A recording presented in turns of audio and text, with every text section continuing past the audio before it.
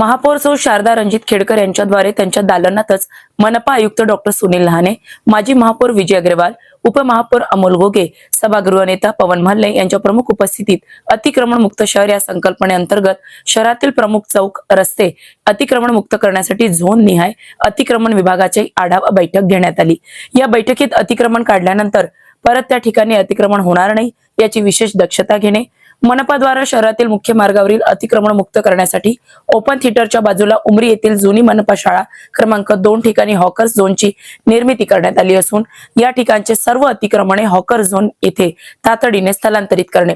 Zone निहाय अतिक्रमणाबाबत आणि अनधिकृत बांधकामाबाबत आलेल्या सर्व तक्रारी प्राधान्याने मार्गी काढणे, वळण रस्त्यावर अतिक्रमण होऊ न देणे, रस्त्यावर बांधकाम साहित्य आढळल्यास तात्काळ कारवाई करून रस्ते मोकळे ठेवणे, शहरात कनिष्ठ अभियंता यांनी दररोज स्थळ निरीक्षण करून अनधिकृत बांधकाम आढळल्यास त्यांच्यावर नियमानुसार कारवाई करणे, झोन निहाय तयार करण्यात आलेल्या पथकांमध्ये मुबलक प्रमाणात कर्मचारी पुरवणे आणि त्यांना लागणारे साहित्य खरेदी करणे आदी बाबत सूचना देण्यात आली आहे।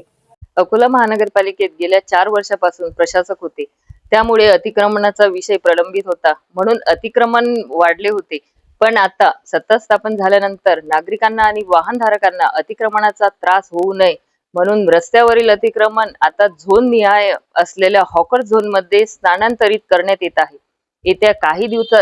काही दिवसातच सर्व रस्ते मोकळे होतील या संदर्भात बैठक घेण्यात आली होती व यावर कारवाईला सुद्धा सुरुवात झाली आहे।